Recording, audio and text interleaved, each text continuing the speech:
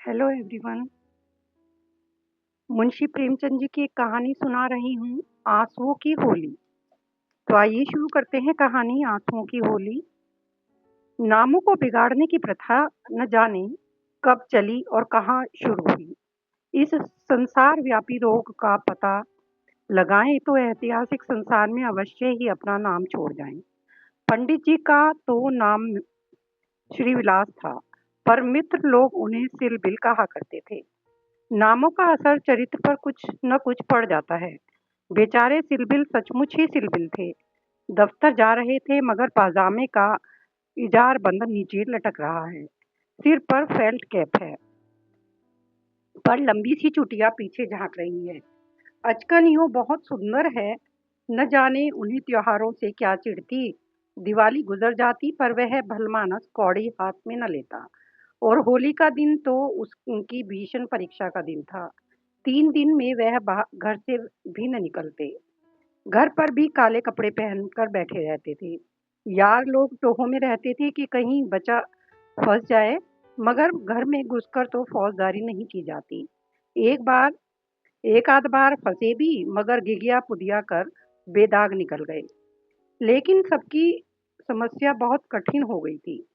शास्त्रों के अनुसार 25 वर्ष तक ब्रह्मचर्य का पालन करने के बाद उन्होंने विवाह किया था। ब्रह्मचर्य के परिपक्व होने में जो थोड़ी बहुत कसर रही वह 3 वर्ष के गौने की मुद्दत ने पूरी कर दी। यद्यपि स्त्री से कोई शंका न थी, तथापि वह औरतों को सिर चढ़ाने की के हामी न थे। इस मामले में उन्हें अपना वही पुराना दुराना ढंग पसंद था। बीवी को जब कसकर डांट दिया तो उसकी मजाल है कि रंग हाथ से छुए। विपत्ति यह थी कि ससुराल के लोग भी होली मनाने आने वाले थे। पुरानी मसल है, बहन अंदर तो भाई सिकंदर। इन सिकंदर के आक्रमण से बचने का कोई उपाय न सूझता था। मित्र लोग घर में ना जा सकते थे, लेकिन सिकंदरों को कौन रोक सकता है। स्त्री ने आंख फाड़ कर कहा, अरे भैया, क्या सचमुच रंग ना घर लगा लाओगे? यह कैसी होली है बाबा? सिलबिल ने त्योरिया चढ़ाकर कहा, बस मैंने एक बार कह दिया और बात दोहराना मुझे पसंद नहीं।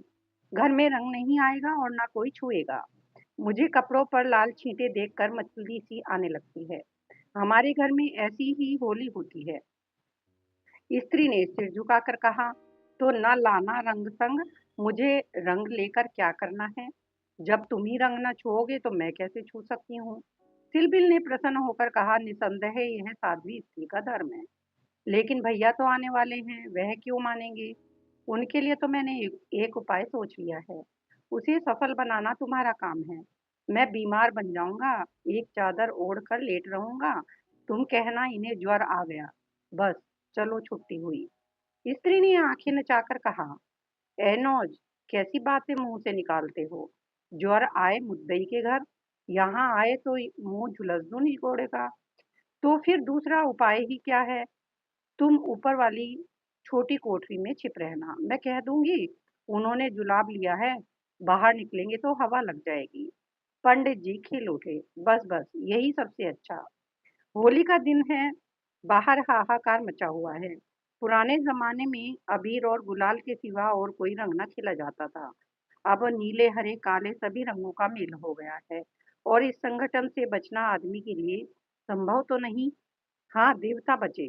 सिलबिल के दोनों साले मोहल्ले भर के मर्दों, औरतों, बच्चों और बूढ़ों का निशान ना बने हुए थे। बाहर के दीवान खाने के फर्श, दीवारें और यहाँ तक की तस्वीर भी रंग उठी थी। घर में भी यही हाल था। मोहल्ले की ननदे भला कब मानने वाली थी, पर नाला तक रंगीन हो गया था।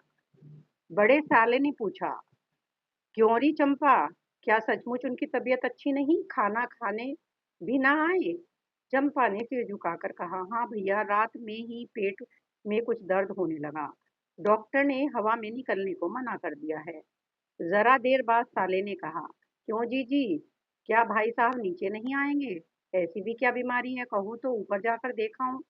चंपा ने उसका हाथ पकड़कर कहा, नहीं नहीं, ऊपर मत जाइयो। वह रंग वंग न खेलेंगे, डॉक्टर ने हवा में निकलने को मना कर दिया है। दोनों भाई हाथ मलकर रह गए। सहसा छोटे भाई को एक बात सूझी। जीजा जी के कपड़ों के साथ क्यों ना होली खेलें? वे तो बीमार नहीं हैं। बड़े भाई के मन में ये बात बैठ गई। बेचारी बहन अब क्या करती? सिकंदरों ने कुंजियां उनके हाथ से ली और सिलबिल के सारे कपड़े निकाल निकाल कर रंग डाले। रुमाल तक न छोड़ा। जब चंपा ने उन कपड़ों को आंगन में अलगनी पर सूखने को डाल दिया, तो ऐसा जान पड़ा मानो किसी रंगरेज के ब्याह के जोड़े हों। सिलबिल ऊपर बैठे बैठे यह तमाशा देख रहे थे, पर जबान न खोलते थे। छाती पर सांप सा लौट रहा था। सारे कपड़े खराब हो गए। दफ्तर जाने को भी कुछ न बचा। इन दुष्टों को मेरे कपड़ों से न जाने क्या बैर था।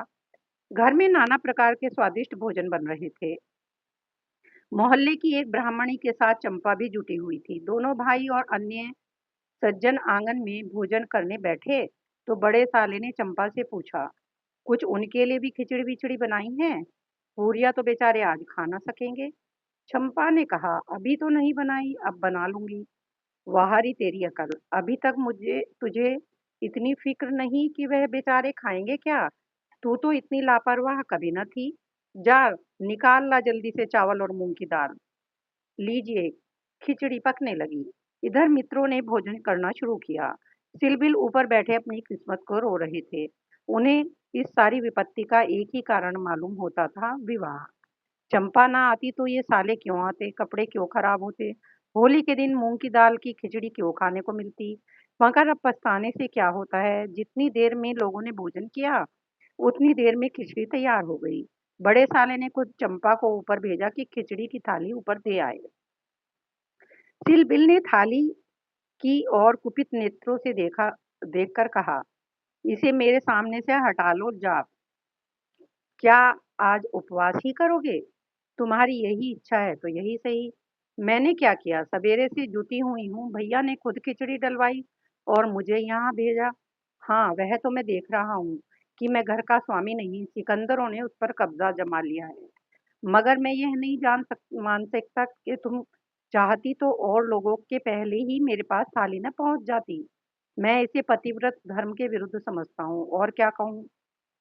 तुम तो देख रहे थे कि दोनों जने मेरे सिर पर सवार थे। अच्छी दिल लगी है कि और लोग तो समोसे और खस्ता खाएं और मूंग की दाल की खिचड़ी दी जाए। वाह रे नसीब। तुम इसे दो चार कौर इसमें से खा लो। मुझे ज्यों ही अवसर मिलेगा दूसरी थाली लाऊंगी। सारे कपड़े रंगवा डाले। दफ्तर कैसे जाऊंगा? यह दिल लगी मुझे जरा भी नहीं भाती। मैं इसे बदमाशी कहता हूँ। तुमने संदूक की कुंजी क्यों दे दी? क्या मैं इतना पूछ सकता हूँ? जबरदस्ती छीन ली, तुमने सुना नहीं, करती क्या? अच्छा, जो हुआ सो हुआ। यह थाली ले जाओ। धर्म समझना तो दूसरी थाली लाना, नहीं तो आज व्रत ही सही। एकाएक पैरों की आहट पाकर सिलबिल ने सामने देखा तो दोनों साले आ रहे हैं। उन्हें देखते ही बेचारे ने मुंह बना लिया और चादर से शरीर ढक लिया और करहाने लगे। बड़े साले ने कहा, कहिए कैसी तबीयत है? थोड़ी सी खिचड़ी खा लीजिए। सिलबिल ने मुंह बनाकर कहा, अभी तो कुछ खाने की इच्छा नहीं। नहीं, उपवास करना करना तो हानिकर होगा। खिचड़ी खा लीजिए। बेचारे सिलबिल ने मन में इन दोनों शैतानों को खूब कोसा और विष की भांति खिचड़ी कंठ के नीचे उतरी। आज होली के दिन खिचड़ी ही भाग्य में लिखी थी। जब तक सारी खिचड़ी समाप्त न हो गई, दोनों वहां डटे रहे, मानो जेल के अधिकारी किसी अनशन व्रतधारी कैदी को भोजन करा रहे हों। बेचारे को ठूस ठूस कर खिचड़ी खानी पड़ी। पकवानों के लिए गुंजाइश ही न रही। 10 बजे रात को चंपा उत्तम उत्तम पदार्थों का थाल लिए पतिदेव के पास पहुंची। महाशय मन ही मन झुंझला रहे थे। भाइयों के सामने मेरी परवाह कौन करता है, न जाने कहाँ से दोनों शैतान फट पड़े। दिन भर उपवास कराया और अभी तक भोजन का कहीं पता नहीं। बारे चंपा की को थाल लाते देखकर कुछ अग्नि शांत हुई। बोले, अब तो बहुत सवेरा है, 1-2 घंटे बाद क्यों ना आई? चंपा ने सामने थाली रखकर कहा, तुम तो न हारी ही मानते हो न जीती। अब आखिर ये दो मेहमान आए हुए हैं, इनकी सेवा सत्कार न करूं तो भी तो काम नहीं चलता। तुम ही को बुरा लगेगा, कौन रोज आएंगे। ईश्वर ना करे कि रोज आए। यहाँ तो एक ही दिन में बधिया बैठ गई। थाल की सुगंध में तरबतर चीजें देखकर सहसा पंडित जी के मुखारविंद पर मुस्कान की लाली दौड़ गई। एक-एक चीज़ खाते थे और चंपा को सराहते थे। सच कहता हूँ चंपा, मैंने ऐसी चीज़ें कभी ना खाई थी। हलवाई साला क्या बनाएगा? जी चाहता है कि कुछ इनाम दूँ। तुम मुझे बना रहे हो? क्या करूँ? जैसा बनाना आता है बना लाई। नहीं जी, सच कह रहा हूँ, मेरी तो आत्मा तक तृप्त हो गई। आज मुझे ज्ञात हुआ कि भोजन का संबंध उदर से इतना नहीं जितना आत्मा से है। बतलाओ तुम्हें क्या इनाम दूँ? जो माँगूँ वह दोगे? दूँगा, जनेऊ की कसम खाकर कहता हूँ। न दो तो मेरी बात जाए। कहता हूँ भाई अब कैसे कहूँ? क्या लिखी पढ़ी कर दूँ?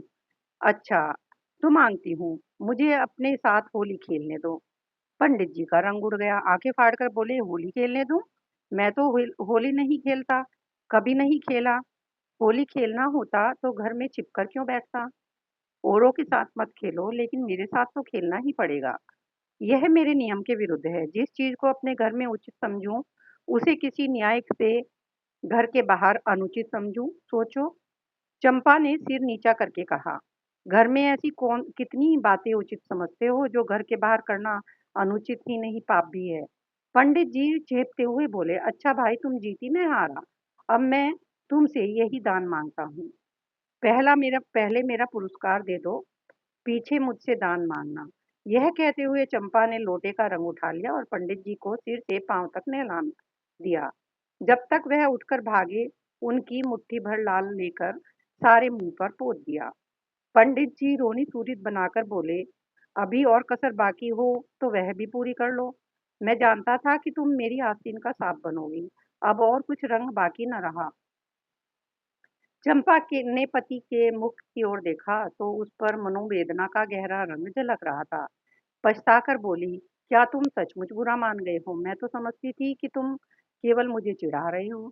श्री विलास ने कांपते हुए स्वर में कहा, नहीं चंपा, मुझे बुरा नहीं लगा। हाँ, तुमने मुझे उस कर्तव्य की याद दिला दी जो मैं अपनी कायरता के कारण भुला बैठा था।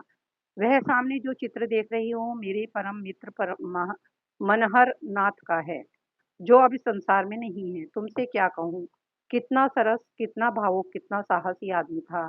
देश की दशा देख देख कर उसका खून जलता रहता था।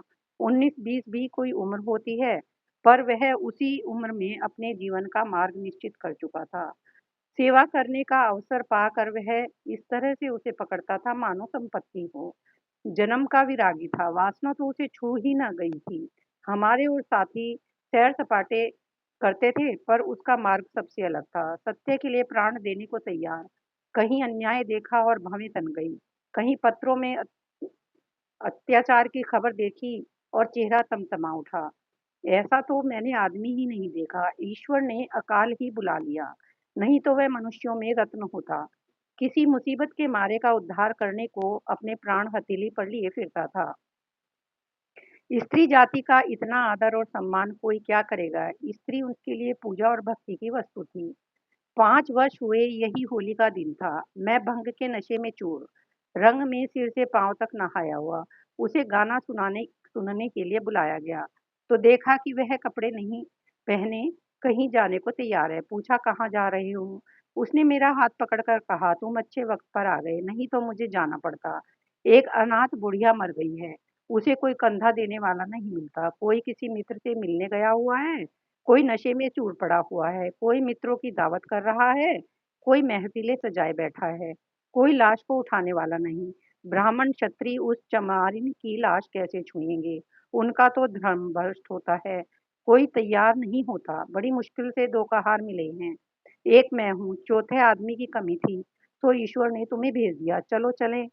हाय! अगर मैं ये जानता कि यह प्यारे मनोहर का आदेश है, तो आज मेरी आत्मा को इतनी ग्लानि ना होती।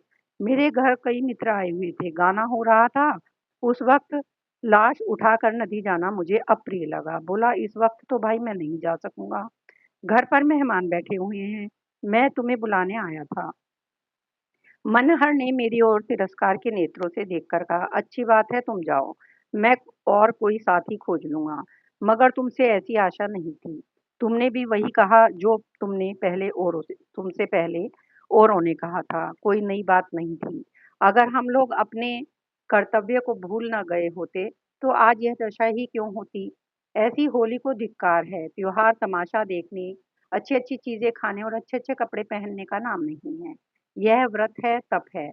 अपने भाइयों के से प्रेम और सहानुभूति करना ही त्योहार का खास मतलब है और कपड़े लाल करने से पहले खून को लाल कर लो। सफ़ेद खून पर यह लाली शोभा नहीं देती। यह कहकर वह चला गया। मुझे उस वक़्त यह फटकारें बहुत बुरी मालूम हुईं। अगर मुझ में वह सेवा भाव ना था, तो उसे मुझे यूँ धिक्कारने का कोई अधिकार न था। घर चला आया, पर वे बातें बराबर मेरे कानों में गूंजती रहीं। होली का सारा मज़ा बिगड़ गया। 1 महीने तक हम दोनों की मुलाकात नहीं हुई। कॉलेज इम्तिहान की तैयारी के लिए बंद हो गया था, इसलिए कॉलेज में भी भेंट न होती थी। मुझे कुछ खबर नहीं वह कब और कैसे बीमार पड़ा, कब अपने घर गया। सहसा एक दिन मुझे उसका एक पत्र मिला। हाय! उस पत्र को पढ़कर आज भी छाती फटने लगती है। श्रीविलास एक क्षण तक गला रुक जाने के कारण बोल न सका। फिर बोले, किसी दिन तुम्हें फिर दिखाऊंगा। लिखा था, मुझसे आखिरी बार मिल जा। अब शायद इस जीवन में भेंट ना हो। खत मेरे हाथ से छूटकर गिर पड़ा। उसका घर मेरठ के जिले में था। दूसरी गाड़ी जाने में आधा घंटे की कसर थी। तुरंत चल पड़ा, मगर उसके दर्शन न बधे थे। मेरे पहुंचने से पहले ही वह सिधार चुका था। चंपा, उसके बाद मैंने होली नहीं खेली। होली ही नहीं, और भी सभी त्योहार छोड़ दिए। ईश्वर ने शायद मुझे क्रिया की शक्ति नहीं दी। अब बहुत चाहता हूँ कि कोई मुझसे सेवा का काम ले। खुद आगे नहीं बढ़ सकता, लेकिन पीछे चलने को तैयार हूँ। पर मुझसे कोई काम लेने वाला भी नहीं। लेकिन आज वह रंग डालकर तुमने मुझे उस धिक्कार की याद दिला दी। ईश्वर मुझे ऐसी शक्ति दे कि मैं मन में ही नहीं, कर्म में भी मनहरन बनूं। यह कहते हुए श्रीविलास ने तख्तरी से गुलाल निकाला और उस चित्र पर छिड़क कर प्रणाम किया।